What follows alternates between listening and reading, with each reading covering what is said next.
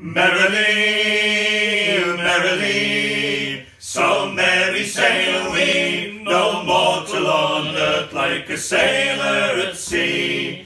Heave away, haul away, ship rolls. So a couple of years ago, I was reading this book, and it was called The Five, and it's actually about the women who were the victims of Jack the Ripper. And the thing that I thought was really interesting about this book is that it kind of contextualized these women as real people as opposed to just being about how they died. And it really looked at that issue of female erasure, and I thought that that was very interesting. And immediately I remember firing off a message on Facebook to Nancy Kerr saying, I want to make a musical about this and I want you to write it. And she kind of went, yeah, okay. And obviously nothing came of that. But when Jonny started talking about Babbacombe and we started looking at the story, I realized that having, fresh off reading this and thinking about those issues, the story of Emma Keyes was very definitely one of, someone being reduced to a footnote in their own story, in the story of their death. John Lee becomes this folk hero because of what happened to him, and hurrah, and in this album written by a lot of men and sung by men and all the rest of it, people kind of forget that there's a woman here who died. So I thought that that was very interesting in terms of looking at the story and being able to reframe it. So that's one of the reasons why Nancy's writing new material for it. We're sort of trying to draw out more of that side of the story. Often wonder why fortune follows one man and lets another die. We've moved from a sort of patchwork gig setting to moving towards more narrative stuff. I mean, one of the things that I've always been attracted to about folk music is that generally folk song is the stories that you don't read about in the history books. The stories that have been preserved in sort of the aspect of the working class and, the letters of the working class, shall we say. So it's important for me to put those perspectives back in and give people the opportunity to see both sides of a particular story. But there was also something interesting in reading The Five, because one of Jack the Ripper's victims, and this is a little bit tenuous, but bear with me. One of Jack the Ripper's victims was Catherine Eddowes, and in reading her chapter, I found that she was actually a Victorian ballad singer and ballad seller, and she and her husband would go around the country selling ballads on street corners if there were famous murders or court cases and there was going to be like a public hanging. They'd actually go and write them, they'd get their printer to print them up, they'd be selling the ballads everywhere. I just thought that was a really interesting sort of tie-in to folk culture and to the fact that, she was a woman effectively with a profession, She was literate, she was writing these ballads.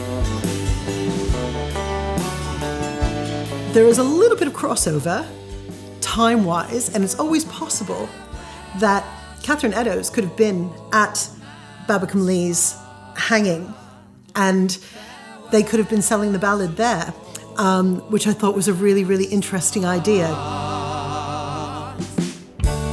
So I think there's two kind of main strands that really interest me about this work, and one of them is that kind of sense of finding women's narratives where they might not be very obvious.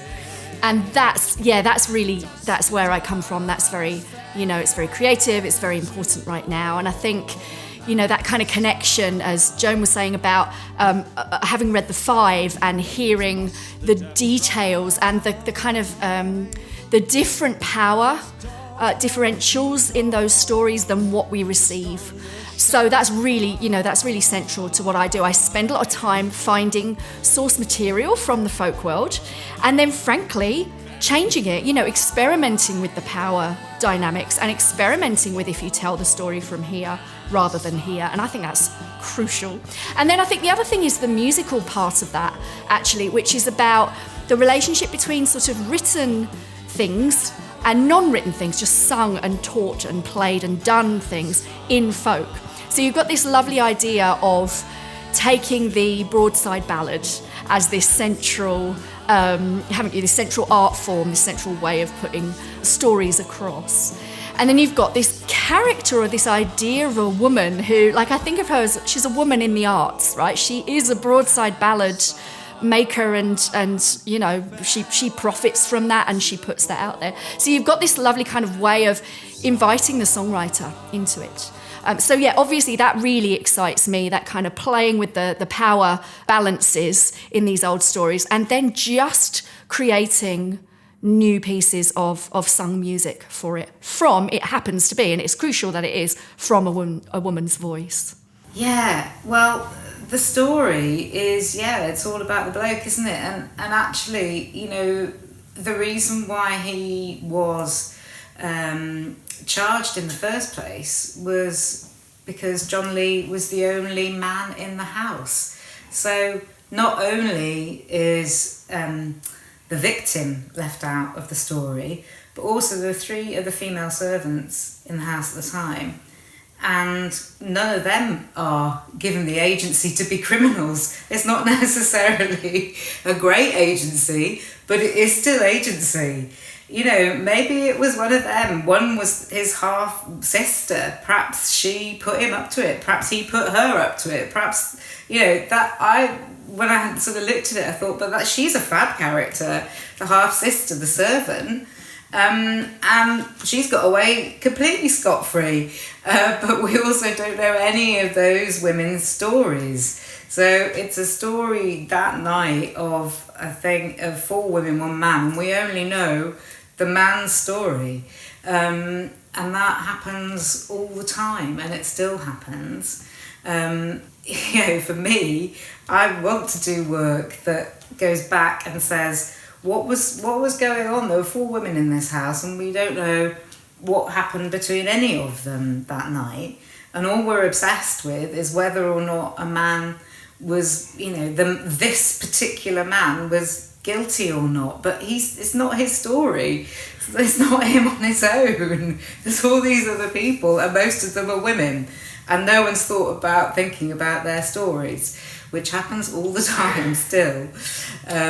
So yeah, that's what's great about this project, is that we get to go back and think about those 4 other people, what was happening for them in that house that night, and what are their stories. And let's shine a bit of light on that and that complicated dynamic in that house that night.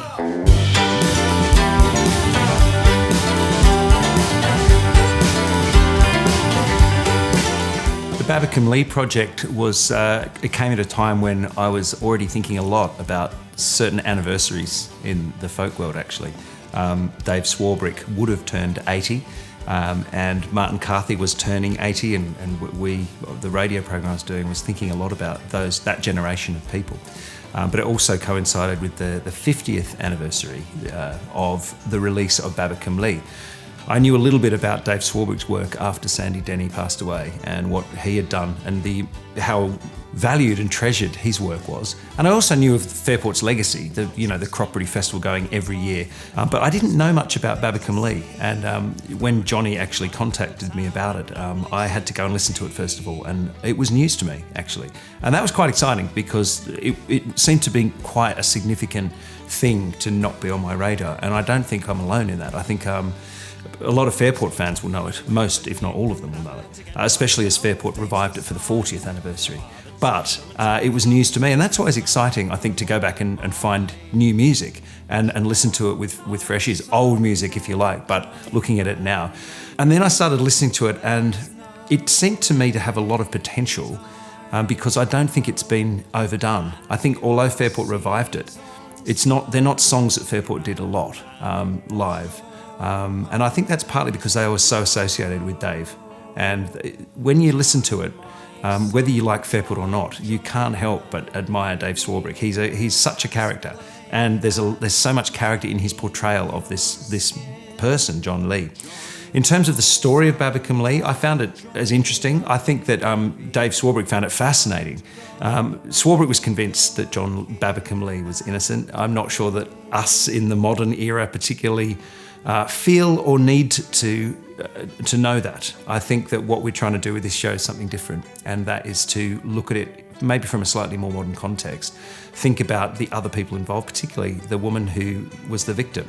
I think it would be really strange, actually, and wrong in this day and age, particularly now, to not acknowledge her. And I think if there's one thing that I would change about the old show, it's that it's so focused on this fellow and it so presumes his innocence that I think, and it was a conversation with you in which I started to think about that, and with Jonny, about what more there might be to this story. So I think with that extra layer as well of interest in the characters, not just Babbacombe Lee himself, I think I started to think there might be more to it than initially met the eye. And that's when I started to talk to you and to Hartlepool about how it could be a project. And so some oaths or call himself a failure.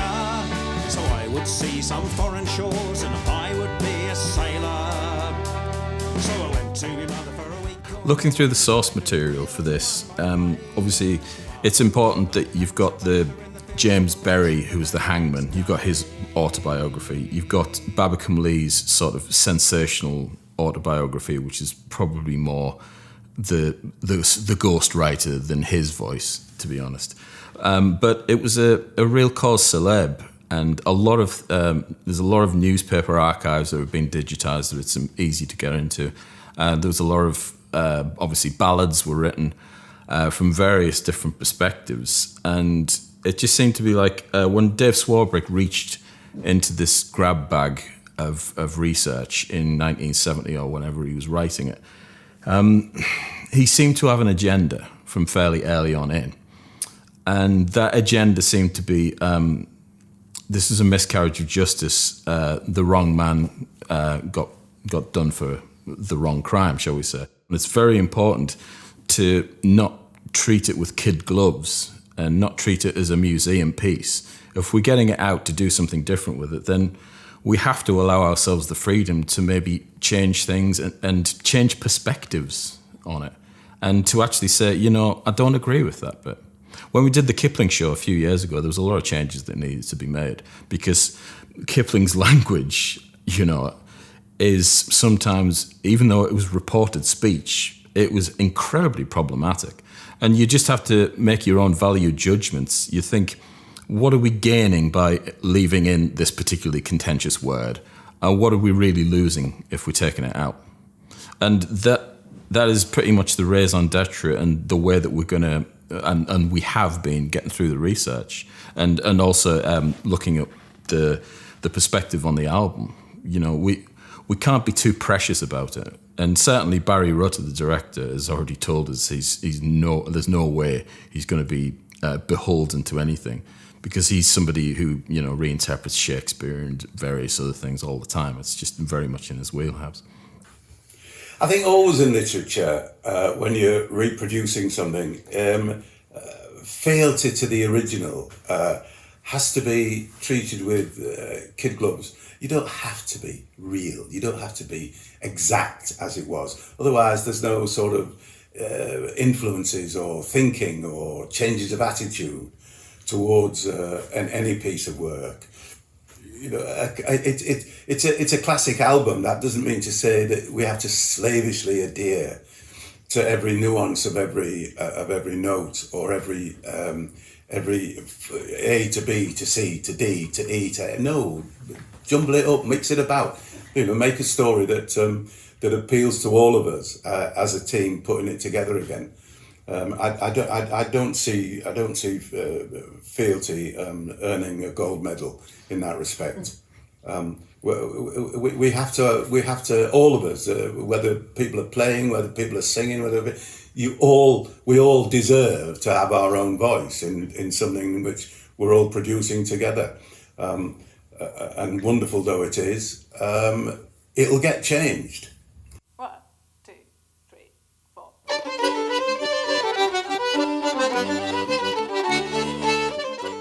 It means a lot to be involved in this. I love the interaction between music and theatre. It's actually kind of where I come from. I didn't actually train in music, trained in theatre.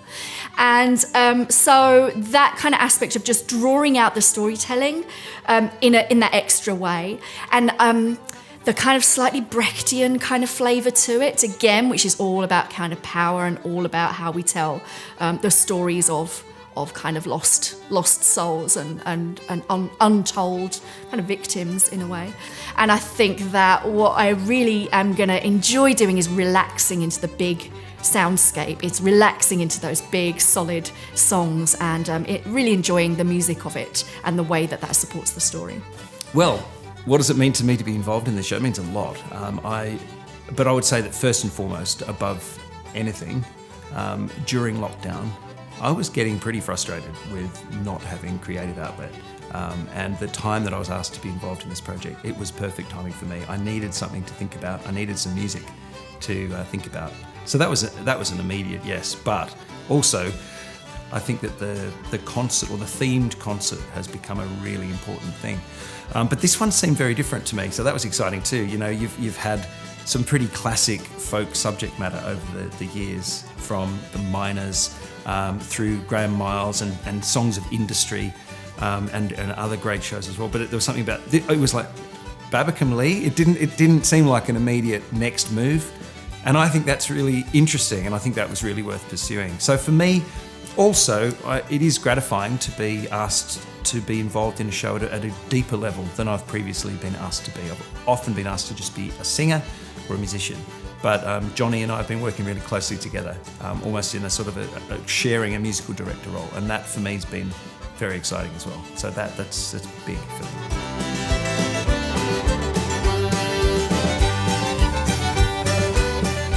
It's safe to assume that a large part of our large audience for this will know what they're coming to, and it's our gift to say, no, it isn't.